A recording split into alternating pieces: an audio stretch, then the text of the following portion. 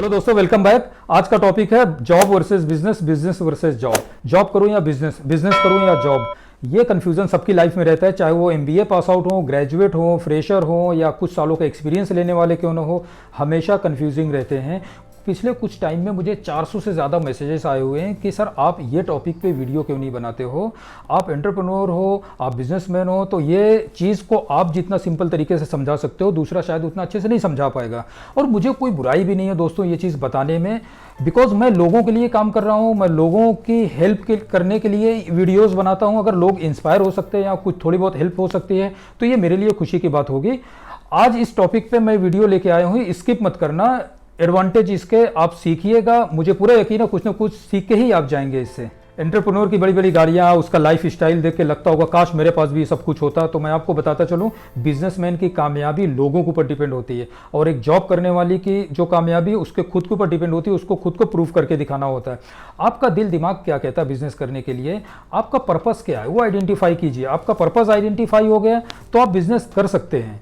आपका पर्पस क्या है, पैसा कमाना है, लोगों की मदद करना है, या लोगों की सेवा करना है, सर्विसेज देना है, ये पर्पस आइडेंटिफाई अगर आपका हो गया तो बिजनेस करना कोई बड़ी बात नहीं है। आप कहीं किसी के बहकावे में या फेम में या बिजनेसमैन के ग्लैमर में देख के तो नहीं आ रहे हो। अगर ये चीज़ें हैं, एक्साइटमेंट अगर आपके अंदर ज़्यादा है तो आप बहुत बड़ी गलती कर रहे हो, फिर बिजनेस आपके लिए नहीं है। तो दोस्तों, जैसा कि मैंने कहा कि बिजनेसमैन की कामयाबी लोगों के ऊपर डिपेंड करती है। बिजनेस की आप स्पेलिंग देखिए, BUSI, बिजनेस। यू का मतलब द पीपल, आप। आई साइलेंट है, बिजनेस में आई नहीं चलता, मैं नहीं चलता। मैं अगर आप करेंगे तो आप बिजनेस में नहीं हो सकते। यू द पीपल, यू कौन है, यू के बिना बिजनेस नहीं चल सकता। यू कौन कौन लोग, मैं आपको बताता हूं। यू में एम्प्लॉयज आते हैं, मेरे कस्टमर्स हैं, क्लाइंट हैं, डिस्ट्रीब्यूटर्स हैं, चैनल पार्टनर्स हैं, कनेक्टर्स हैं या फ्रेंचाइजी हैं। यही लोग आपके एम्पायर को आगे बढ़ाते हैं, यही लोग आपको कामयाब बनाते हैं। इनके बिना आप कामयाब नहीं हो सकते। तो यू का मतलब ये होता है। तो बिजनेस में यू इंपॉर्टेंट है, आई इंपॉर्टेंट नहीं है। अगर आप जस्ट पास आउट ग्रेजुएट हैं, एमबीए हैं या एक्सपीरियंस पर्सन है, तो मैं आपको कुछ टिप्स देता हूं कि आप बिजनेस कैसे स्टार्ट कर सकते हैं।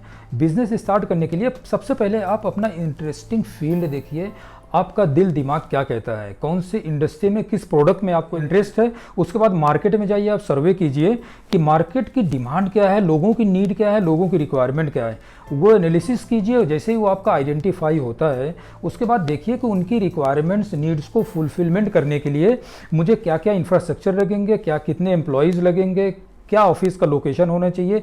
ये सारी चीज़ें जानने के बाद आप बजट बनाइए, और याद रहे कि आपका प्लान कम से कम 3 साल का होना चाहिए। फर्स्ट ईयर का आप पूरा पॉलिसीज़ बना लीजिए, पूरा हायरार्कीज़ बनाइए, HR पॉलिसीज़ बनाइए, डिसीजन मेकर कौन होंगे, ये सारी चीज़ बनाने के बाद फिर आप नेक्स्ट स्टेप पे जा सकते हैं। जैसे ही आपका प्लान रेडी होता है, अब बात आती है पैसों की कि अब पैसा कहाँ से आएगा। तो दोस्तों, अगर कॉन्सेप्ट आइडिया अच्छा है तो पैसा या इन्वेस्टर्स की कमी नहीं है, पैसा बहुत सारे लोग देने के लिए तैयार हैं। आपका कॉन्सेप्ट अच्छा है क्या, आपका आइडिया अच्छा है क्या, ये चीज़ आपने बेहतर तरीके से अगर एग्जीक्यूट की है तो आप पूरे साल का एक खर्चा बनाइए, एक प्रॉफिट भी उसमें बनाइए, प्रेजेंटेशन PPT बना लीजिए। याद रहे कि ये प्रेजेंटेशन PPT ज़्यादा लेंदी ना हो, बहुत सारे उसमें स्लाइड्स ना हो, 10, 15, 20 स्लाइड्स हो कि आपको कन्विंस करना पड़े इन्वेस्टर को उतना ज़्यादा।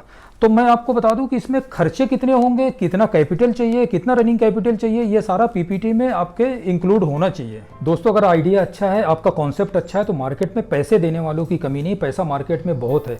सिलिकॉन वैली में बड़े बड़े इन्वेस्टर बैठे हुए हैं, आपको 1000, 2000 करोड़, 5000 करोड़ फंड चाहिए तो आप एक काम कीजिए, एक छोटा सा प्रेजेंटेशन बनाइए। बड़े बड़े प्रेजेंटेशन 40-50 स्लाइड का PPT बनाने में वो बिलीव नहीं करते हैं, वो देखते नहीं है। ऐसा बिजनेस भी कोई काम का नहीं है। उनका सीधा कहना यह है कि अगर आपके बिजनेस को लेकर सामने वाले इन्वेस्टर्स को कन्विंस करना पड़े या उसको प्रेजेंटेशन लंबा चौड़ा देना पड़े, एक्सप्लेनेशन देना पड़े, तो वो बिजनेस पे वो पैसा नहीं लगाते हैं। यही कारण है दोस्तों कि इंडिया में जितने स्टार्टअप हैं, फर्स्ट ईयर में 60 to 70% फेल हो जाते हैं, डूब जाते हैं। आने वाले 5 सालों तक 90% स्टार्टअप इंडिया में डूब जाते हैं। ये फेक स्लाइड बनाते हैं, फेक PPT बनाते हैं। यही रीज़न है कि आगे जाके वो चीज़ों को एग्जीक्यूट नहीं कर पाते हैं, सही तरीके से प्लान नहीं कर पाते हैं। अब इसके वेरियस रीज़न हैं बिजनेस डूबने के। दोस्तों, अगर आपके पास 5-10 लाख रुपए आपने सेव करके रखे हुए हैं तो मैं आपको बिजनेस करने की सलाह बिल्कुल नहीं दूंगा। वो पैसा सेविंग किया हुआ आपने है, उसको सेव करके रखिए एज अ बैकअप। वो पैसा अगर आपने रिस्क लेके लगा दिया, क्योंकि बिजनेस की कोई गारंटी नहीं होती कि ये पैसा डूबेगा या रहेगा, वो पैसा आप सेव कीजिए। अगर आपको बिजनेस करना है तो मैं आपको बताता हूँ, पहले आप देखिए कि अगर कॉन्सेप्ट अच्छा है, मान लो इन्वेस्टर भी आपको नहीं मिल रहे हैं, कोई नहीं मिल रहा है, सब ने आपको रिजेक्ट कर दिया है, बट आपका आइडिया अच्छा है, तो आप ये देखिए किस टाइप की आप फैक्ट्री या कंपनी डालना चाह रहे हैं। तो मार्केट में आप देखिए कि वैसी फैक्ट्री या वैसा कॉन्सेप्ट मार्केट में चल रहा है क्या। अगर चल रहा है, सेम फैक्ट्री सेम प्रोडक्ट है, तो आपको नया प्रोडक्ट में 10-20 लाख रुपए नई फैक्ट्री डालने की जरूरत क्या है, जब वो कंपनी ऑलरेडी एग्जिस्ट है, वो प्रोडक्ट ऑलरेडी एग्जिस्ट है। तो आप एक काम कर सकते हैं, आप उस फैक्ट्री में जाइए, उससे टाई अप कर लीजिए।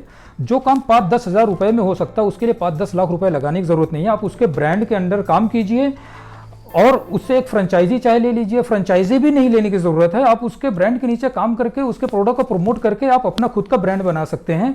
एक बार आपके स्किल्स सीख गए, आप बिजनेस का एक बार एक्सपीरियंस आइडिया आ गया, तो बाद में आप कुछ भी कर सकते हैं, क्योंकि आपका बाद में कस्टमर बेस बन जाएगा, मार्केट में एक पहचान बन जाएगी, आपका पेशेंस लेवल बढ़ जाएगा, वे ऑफ पॉसिबिलिटीज आप सोच पाओगे। तो दोस्तों अब बात आती है, अगर आपकी जॉब स्टेब्लिश है, अच्छा खासा आप जॉब कर रहे हो, तो ज़रूरत क्या है आपको कंपनी चेंज करने की या अपना प्रोफेशन चेंज करके बिजनेस में जाने की, स्विच करने की ज़रूरत क्या है।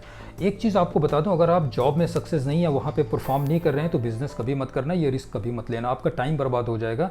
घर वाले, दोस्त, रिश्तेदार, पड़ोसी सब आपको ताना मारेंगे। अगर आपकी जॉब कंसिस्टेंट है, कंसिस्टेंट प्रमोशन ले रहे हैं, आपका इंक्रीमेंट हो रहा है, तो सवाल इस बात का है कि आपको जॉब चेंज क्यों करनी है।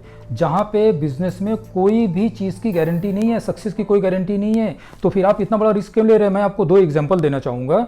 मैं HDFC में जॉब करता था 10 साल पहले, मेरे 2 को कलीग हुआ करते थे, जिनमें से एक रिलायंस लाइफ इंश्योरेंस के CEO बने, 4-5 साल वहाँ पे थे। आज की तारीख में वो फ्यूचर जनरली लाइफ इंश्योरेंस के MD एंड CEO हैं, आप गूगल कर लेना।